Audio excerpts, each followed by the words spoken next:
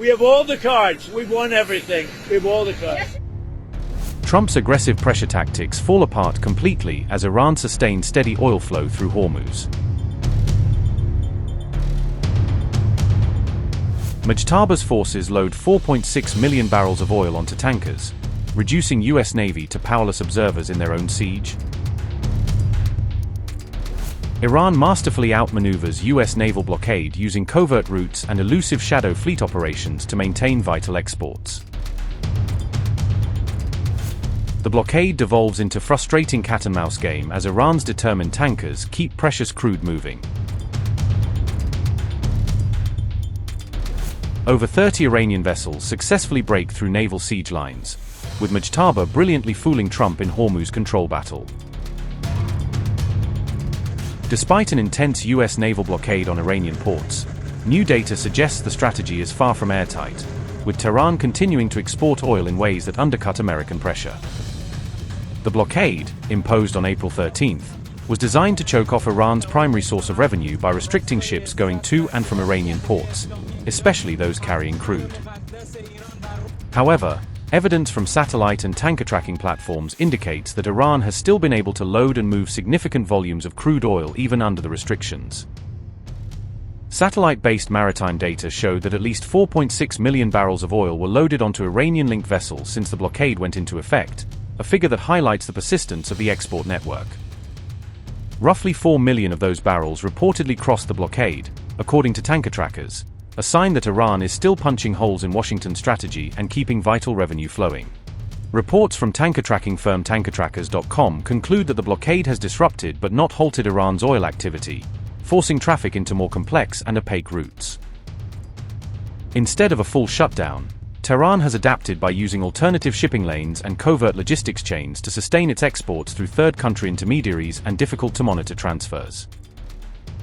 Vessels linked to Iran have reportedly succeeded in bypassing U.S. enforcement in the Strait of Hormuz region, according to a Wall Street Journal report on April 26, exposing gaps in the monitoring architecture. Experts say this pattern has underlined how difficult it is to fully seal off a vast and strategically critical waterway such as the Strait of Hormuz, even for a major naval power. Iran has also employed tactics such as disabling or manipulating ship tracking transponders, conducting ship-to-ship transfers at sea, and rerouting vessels through the Arabian Sea and Asian waters to evade detection. Analysts add that even when ships cannot leave the region, tankers can still be loaded with crude at Iranian ports and then later transferred at sea. Rather than a clear decisive victory, the situation has therefore evolved into a cat-and-mouse dynamic at sea, with Iran constantly adjusting its methods to keep exports moving. These developments came as President Trump announced that the U.S. would use all its cards against Iran in the Hormuz zone.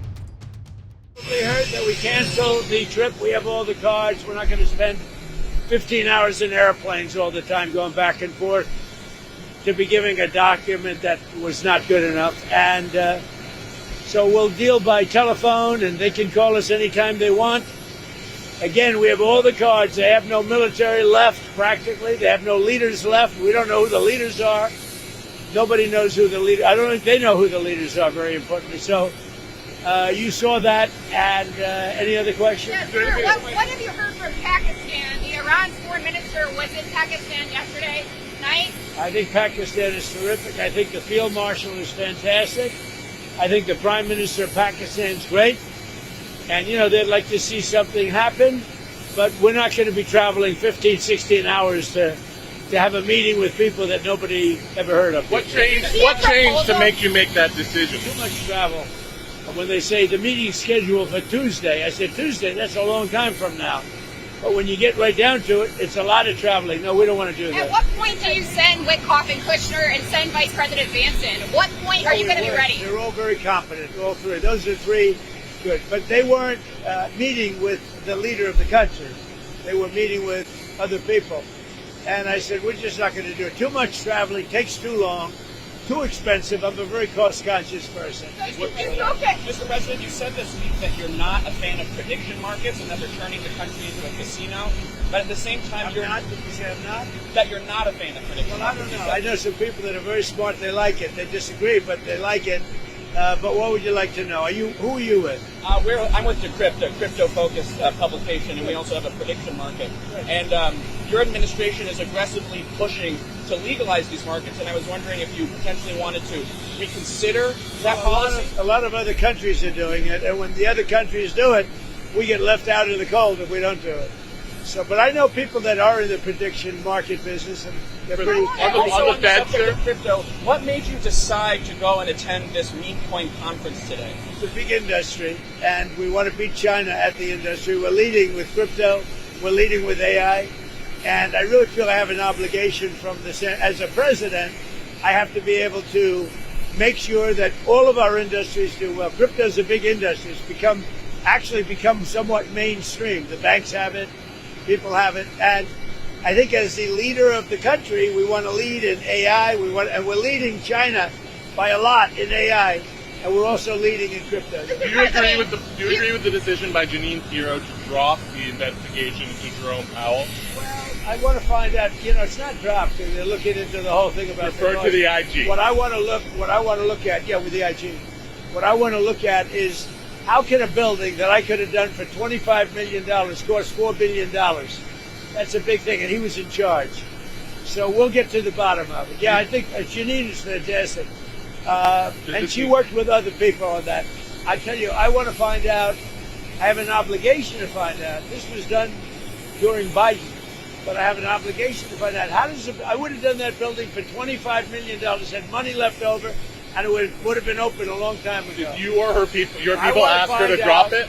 Because for the country, look, we have a railroad under construction in California. That's the worst thing I've ever seen under Gavin Newsom.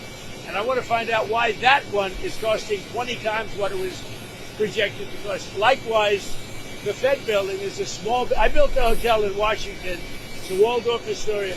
I built it for $201 million. And I believe it's bigger than the Fed building. And you have bathrooms, you have a lot of, it's much tougher, much more expensive to build a hotel than an office. I want to find out, how can a building of that size cost for whatever it's going to be? Nobody knows, by the way, what it's going to be. Kevin is going to be fantastic, Kevin Walsh. He may never get to be in that building. Is it smooth sailing for him now? Will Tillis drop his block? I would imagine it's smooth, but whether it is or not, somebody has to find out why that building that should have cost $25 million is costing billions of dollars. Sure, what else? And you know why they have to find it out? For other buildings, because that's not the only one. I think that's the most egregious example. What else caused you?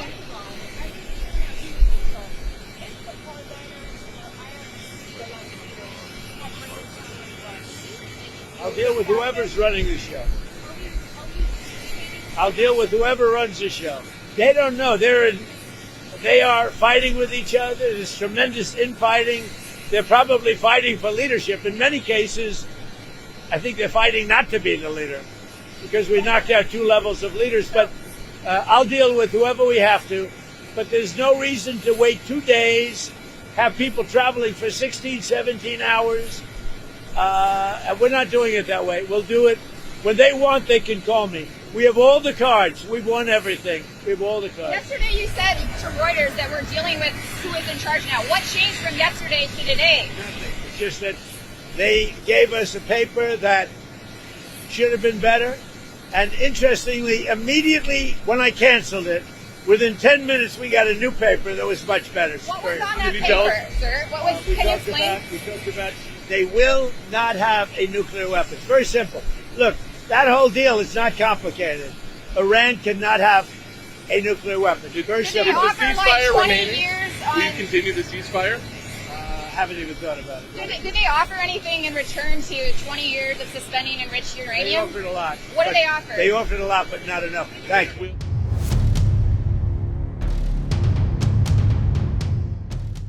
The ship, identified as the M/V Sevan, was described by CENTCOM as part of a 19-vessel shadow fleet transporting Iranian oil, gas, and related products to foreign markets.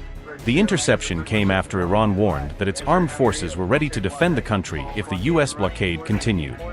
U.S. Central Command said, and I quote, "Yesterday, we received a clear signal from the Iranian government that the blockade would continue. We are prepared to respond if necessary. We will not hesitate to respond if necessary." The U.S. blockade continued. U.S. Central Command said, and I quote, "Yesterday, M/V Sevan was among 19 shadow fleet vessels sanctioned by the U.S. Department of Treasury for activities related to transporting billions of dollars worth of Iranian energy, oil and gas products, including propane and butane, to foreign markets. Earlier today, Sevan was intercepted in the Arabian Sea by a U.S. Navy helicopter from guided missile destroyer USS Pinckney, DDG-91, and the merchant vessel is currently complying with U.S. military direction to turn back to Iran under escort. U.S. forces continue to enforce U.S. sanctions and fully implement the blockade against ships entering or departing Iranian ports. 37 vessels have been redirected since the start of the blockade. Unquote. U.S. military forces have now moved the Iran oil showdown into Asian waters, intercepting multiple Iranian-flagged tankers far from the Gulf, according to Reuters. Sources say at least 3 of those Iranian tankers, operating near India, Malaysia, and Sri Lanka, were ordered to change course and abandon their original voyages. Shipping and security officials report that the vessels were deliberately redirected away from their planned routes, effectively cutting them off from intended buyers. One of the ships singled out was the Iranian-flagged Deep Sea, a fully-fledged supertanker intercepted while operating close to Malaysian waters. Another tanker, the Seven, was reported to be partly loaded with crude and had been lingering off Malaysia for weeks before being brought under U.S. scrutiny. A third large carrier, the Dorina, was fully loaded with crude and closely monitored as it sailed near the southern coast of India. Central Command later said Dorina was placed under escort by a U.S. Navy destroyer after it allegedly tried to violate the terms of Washington's oil blockade.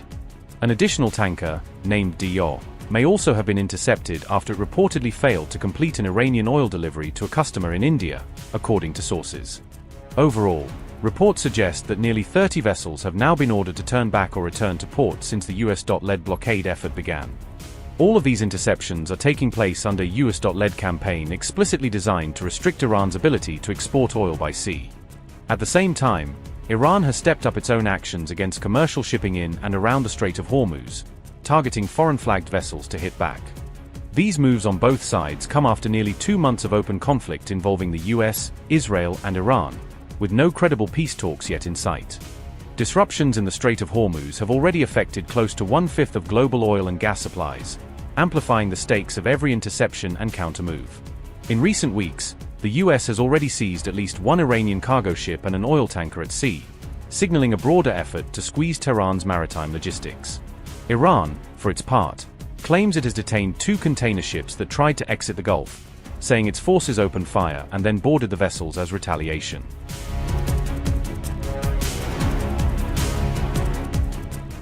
"34 Iran-linked tankers have bypassed the U.S. naval blockade around Hormuz," the Financial Times reported, citing tracking data from Vortexa. These vessels slipped through despite U.S. claims that the embargo has been a tremendous success, highlighting gaps in enforcement.